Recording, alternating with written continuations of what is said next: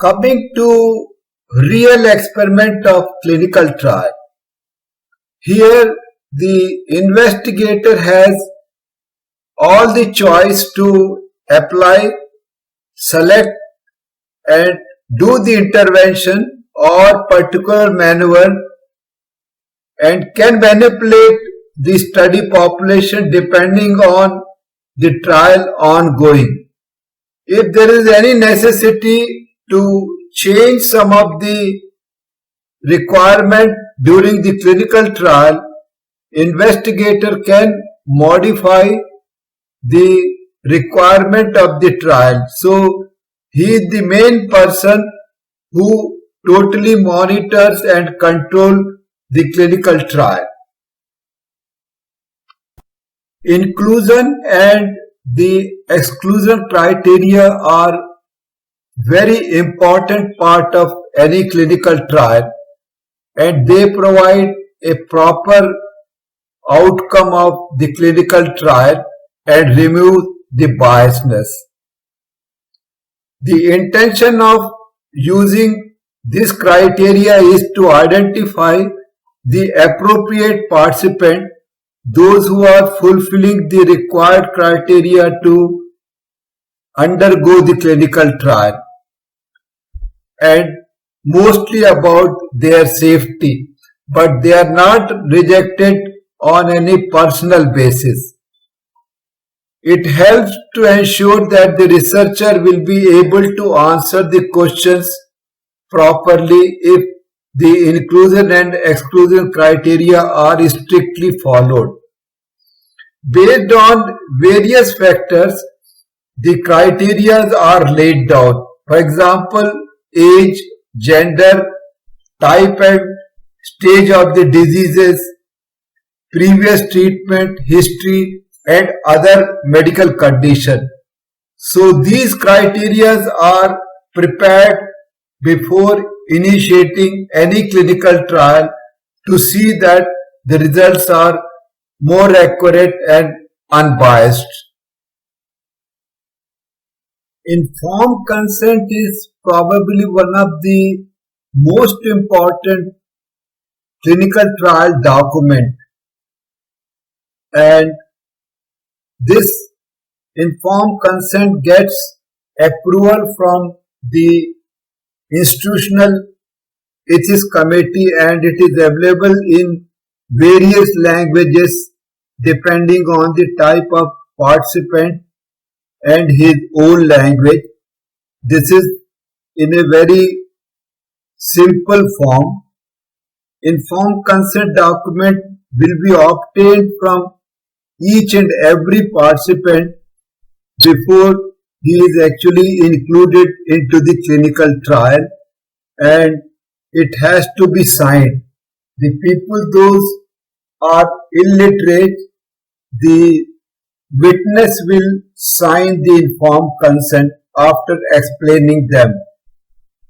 The informed consent contains the purpose, duration of the study, all the required procedures conducted in the study, what are the expectations, all details about the risk and benefit, adverse effect of the trial if any, and what are the participant rights. Participants are totally volunteer to give informed consent and they can withdraw from the clinical trial anytime. And this informed consent copy is also given to the participant before they are participating into the clinical trial. So this is one of the very important document, and most of the time the regulatory authority they check informed consent when they come for inspection. Trial participant must understand that the informed consent is not a static process.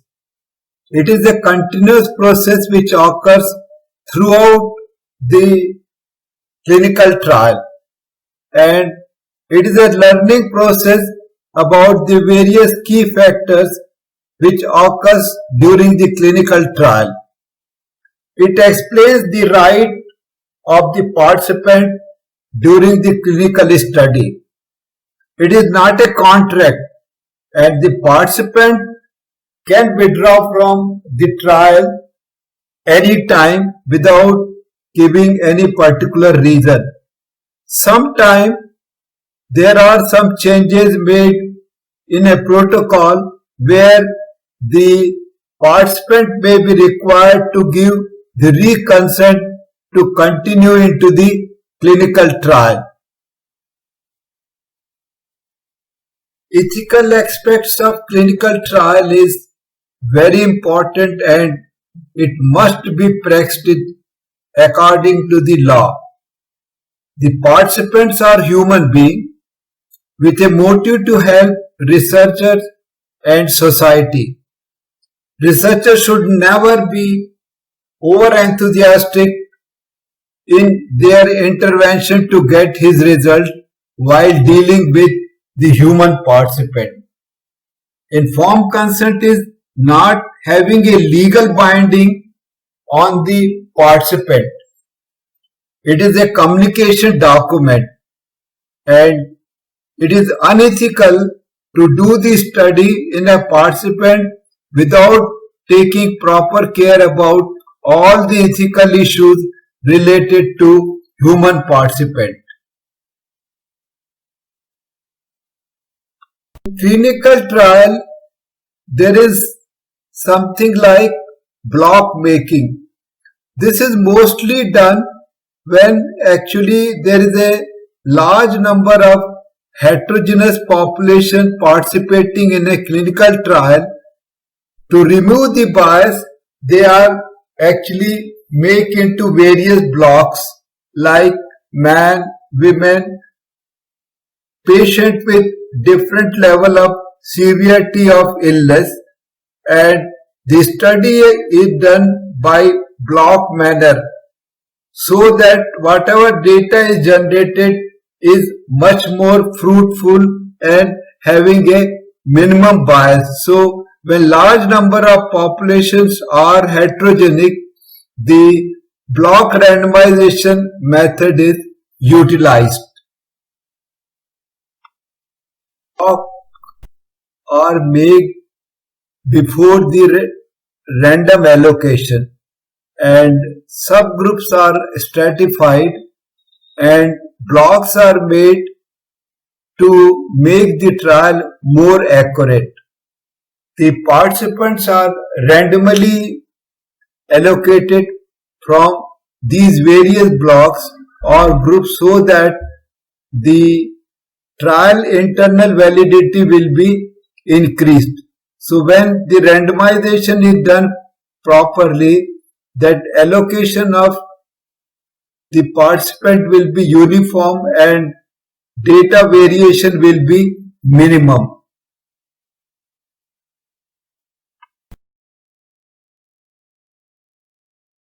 In the process of random allocation, all the participants in the study population are randomly allocated into two or more groups using random number table to avoid the selection and confounding bias. This is one of the methods which is very commonly used. Even people are now using the computerized method to do the random allocation. In clinical trial, why actually we want to do randomization? Number one, randomization allocation actually remove the bias in the clinical trial. Secondly, it also eliminates the bias, greatly enhances the validity of the trial, and whatever result we are getting is quite true and much more valid. Blinding in clinical trial is also one of the very good method to remove the bias from the clinical trial. Here the investigator, participant and even the third person, those who are involved in evaluation of the participant, are kept unaware that which participant is taking which type of drug, and hence the outcome of the trial is maintained to improve the validity. So blinding is one of the very useful method to prevent the biasness in the data of a clinical trial. These are three important reasons for blinding or masking in clinical trial. This is mostly to eliminate, number one, the investigator bias, number two, to eliminate the evaluation bias, and number three, halo effect from the clinical trial. So blinding and masking is very important for removing most of the bias from the clinical trial. Type of blinding in clinical trial. It is usually of three types. One is known as single blind, in which either the participant or the investigator is blind and doesn't know that what treatment is given to which participant. In case of double blind, both the participant as well as the investigator, both of them, they don't know what treatment is given to which participant. And coming to triple blind, here along with the participant and investigator, even the other evaluators, they also don't know what actually a particular participant is getting. So these are three main type of blinding which is used in clinical trial. Coming to blinding technique, generally in single blinding, it means the process where only the participant is unaware about what he is receiving. In double blinding, it means where both the participant and the investigator are unaware about the intervention they are receiving. This eliminates the observer's bias at very large extent. Coming to triple blinding, in a trial where even the evaluator is also not aware of the process which individual is receiving which type of drug. So this is actually the blinding technique which is used. In clinical trial, there is a provision of unblinding. This is usually done when there is an emergency and if there is a life-threatening situation occurs during the clinical trial with any of the participant. At that time, that unblinding is done and the participant is exposed to known drug, what actually he is receiving, and the proper treatment is provided. So in emergency and life-threatening situation, the unblinding can be done for a particular participant. Now coming to the actual intervention with the experimental drug, after the random allocation of the participant into various arms, the intervention is started. The group which has to receive the experimental drug, they receive the new drug or any procedure, whereas the control group either receive placebo or a standard drug or the old procedure which is required to be compared. So depending on the types of the arm, the distribution of the participants are made into the experimental arm or the control arm.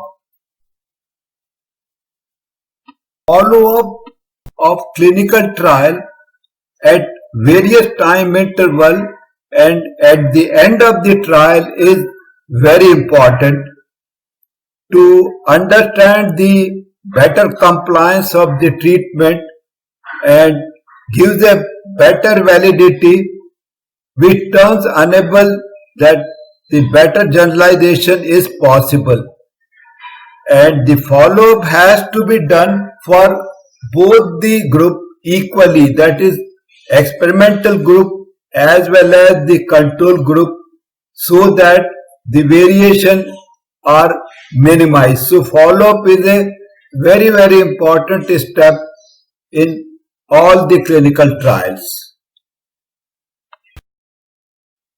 For successful completion of any clinical trial, the maintenance of compliance is very important.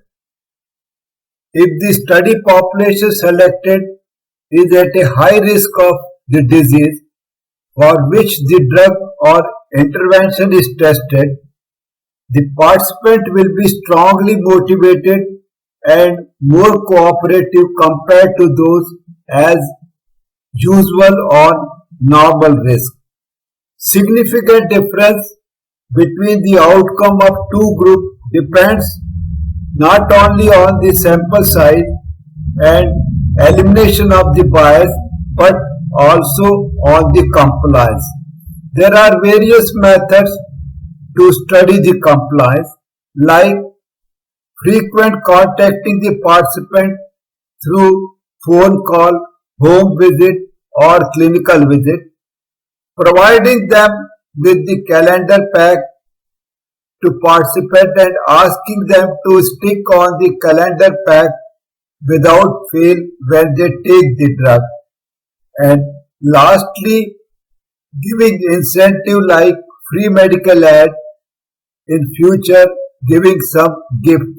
So this is some of the very important ways and means to improve the compliance in a clinical trial.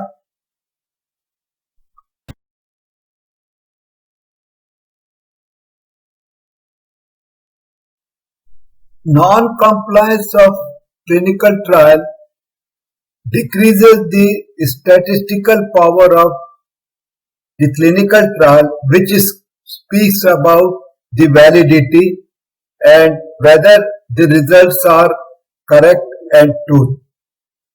The extent of non-compliance is directly proportional to the duration of study and complexity of study. If the duration of study is very long and if the trial is very complex, non-compliance is very high. Compliance is difficulty, and when the endpoints are time taking, like incidence of cancer or death. So in this situation, usually the non-compliance are very common in clinical trial. Assessment criteria of any clinical trial provides the truthful result of a clinical trial. Whether the outcome or endpoints are single or multiple, whether they are subjective or objective, uniform and similar type of evaluation of endpoints for both the group, that is experimental as well as the control group, has to be carried out. This will provide a proper assessment of the result and provide a correct assessment about the outcome of the clinical trial. So assessment criteria should be very robust for any clinical trial. In few clinical trials, the assessment criteria are quite subjective. Then it becomes very difficult. For example, if the subjective criteria outcome is reduction in the pain, which is highly actually variable because of the observer and lot of error and poor assessment may be possible. In such situation, the double blind eliminate the observer's bias to a large extent. Hence, whenever there is a subjective criteria, better to conduct a double blind trial, preferably with placebo. In clinical trial, there is something like intention to treat principle.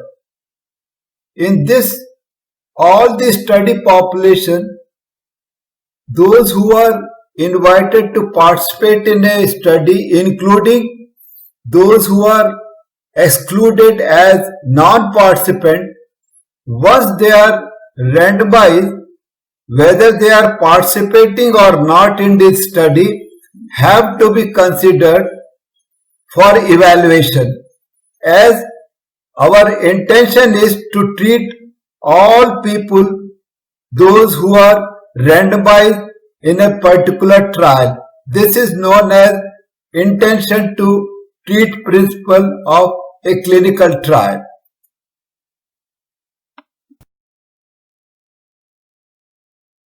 In few clinical trials where the most of the response is subjective, especially in the evaluation of psychological drug, lot of psychological influence are there on the observation. In those situations, it is very important that placebo has to be used to really find out the effect of the drug. So in some situation, placebo is necessary to compare the effect of really active drug. Hanthron effect sometimes contribute significantly into the false outcome of clinical trial. What it is?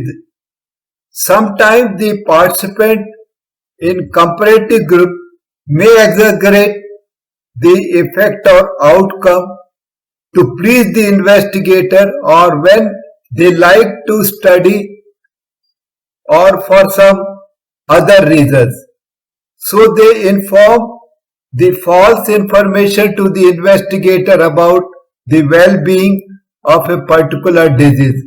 This will affect the assessment unless properly controlled, and it can significantly affect the outcome of the clinical trial. So one should be very careful in evaluating the Hanthron effect in a clinical trial.